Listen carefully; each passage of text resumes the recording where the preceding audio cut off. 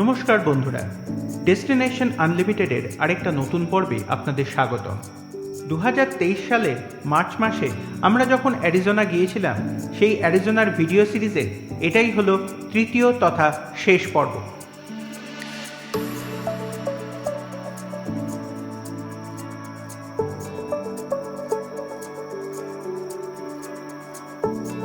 এই পর্বে আপনাদের দেখাবো পেজ অ্যারিজোনার বেশ কিছু সাইট সিন। মার্কিন যুক্তরাষ্ট্রের অ্যারিজোনা রাজ্যের উত্তর ভাগে অবস্থান করে এই পেজ শহরটি। এই পেজ শহরটি বিখ্যাত লেক পাওয়েলের জন্য। এই শহরের আরও দুটি ট্যুরিস্ট অ্যাট্রাকশন স্পট হল হর্সশু বেন্ড এবং অ্যান্টিলোপ ক্যানিয়ন।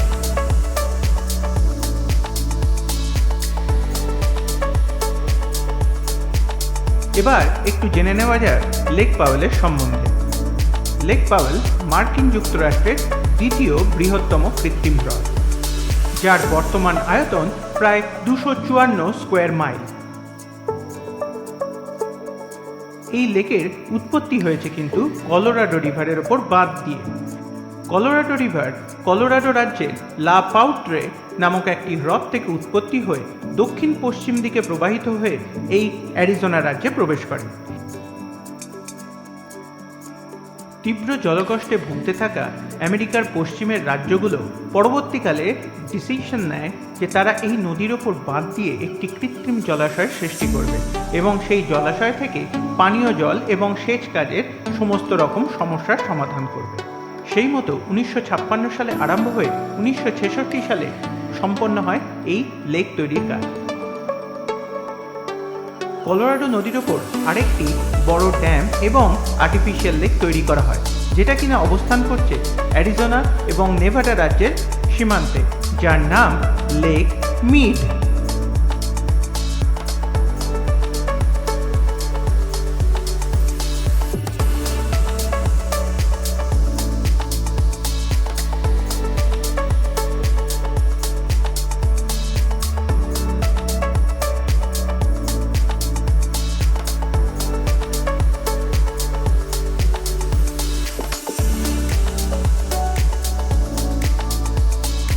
এবার দেখে নেওয়া যাক পেজ অ্যারিজোনাতে আমরা যে হোটেলটাতে ছিলাম তার অন্দরে সাজসজ্জা।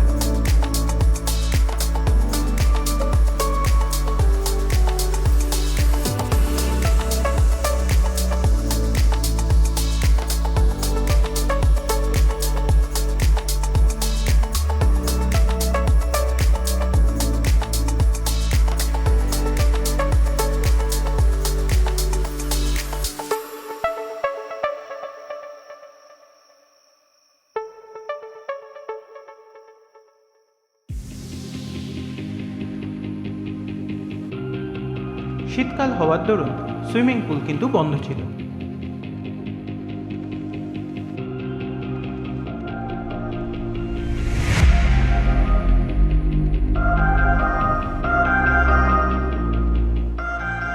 ব্রেকফাস্টে সমস্ত রকম কন্টিনেন্টাল ফুডেরই কিন্তু ব্যবস্থা ছিল ভালো।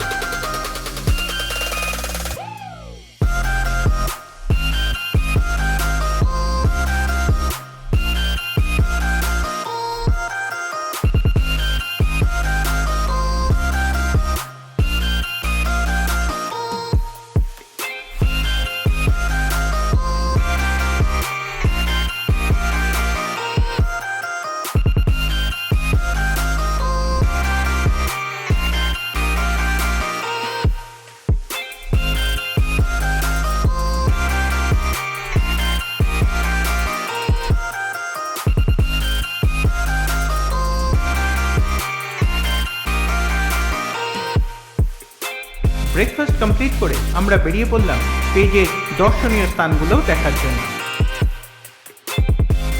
প্রথমেই আমরা যেখানে গেলাম সেটা হলো হর্সশু বেন্ড।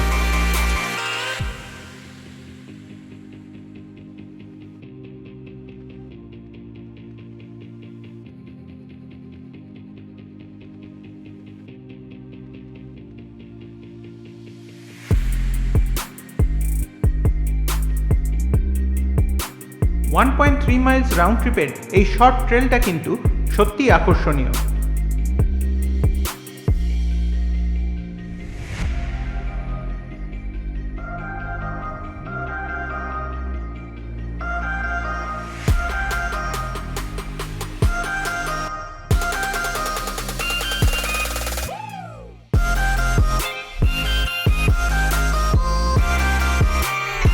নদীর যখন গতিবেগ থাকে না তখন নদী আঁকাবাঁকা পথে চলতে থাকে, সেখান থেকে মিয়েন্ডারিং রিভারের সৃষ্টি হয়, আর সেখান থেকেই সৃষ্টি হয় হর্সু ব্যান্ডের।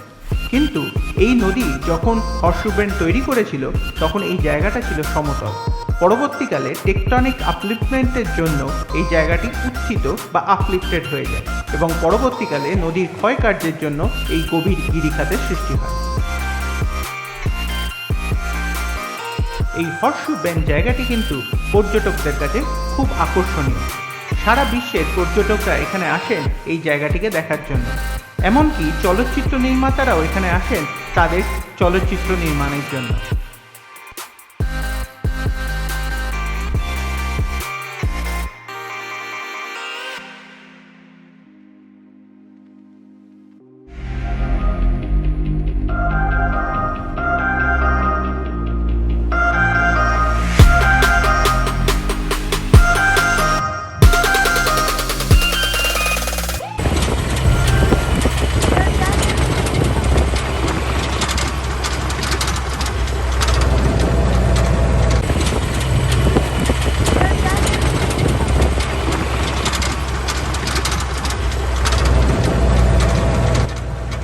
এরপর আমরা হর্সু ব্যান্ড থেকে চলে গিয়েছিলাম অ্যান্টিলোপ পয়েন্ট মেরিনার উদ্দেশ্যে।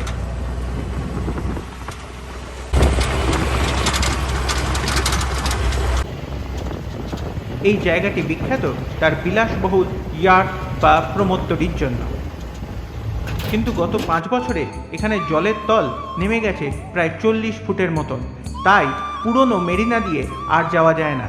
নতুন করে সৃষ্টি হয়েছে একটি ছোট রাস্তা, যেখান দিয়ে আমাদের পৌঁছতে হলো বর্তমান মেরিনাতে। কয়েকশো হাজার ডলার থেকে $1,000,000 প্রমোত্তরি রয়েছে এই জায়গাটিতে। এখন আপনারা যে প্ল্যাটফর্মটিতে দেখতে পাচ্ছেন আমরা দাঁড়িয়ে রয়েছি, সেটা কিন্তু ফ্লোটিং, মানে এটা ভাসমান জায়গা। জলের উচ্চতা বা লেভেল অনুযায়ী এই জায়গাটি কিন্তু ওপরে ওঠে বা নিচে নামে। এখানেও কিন্তু বলিউড মুভির শুটিং হয়েছে।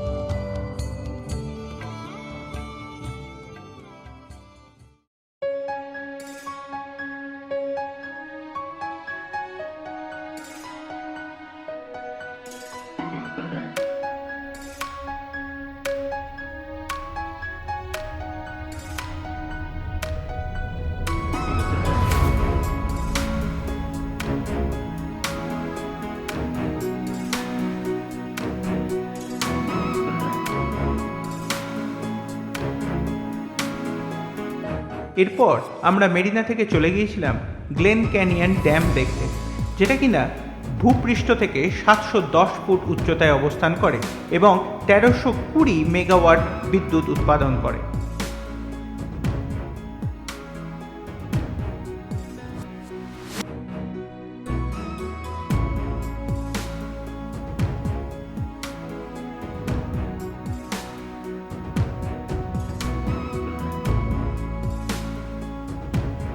এরপর আমরা পৌঁছে গিয়েছিলাম গ্লেন ক্যানিয়ন ন্যাশনাল পার্কের ভিতরে। আগে এখানে অনেকগুলি মেরিনা ছিল, এখন তার বেশিরভাগই অবশিষ্ট নেই, কারণ জলের তল ক্রমশ কমে যাচ্ছে।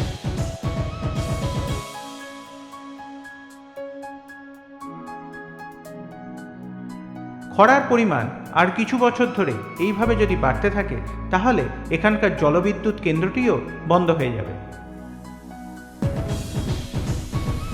কিছু বছর আগে আমাদের তোলা কিছু ভিডিওর সাথে এবছরের ভিডিওগুলোর একটা তুলনা করলাম। আপনারা দেখুন, ঠিক পার্থক্যটা বুঝতে পারবেন।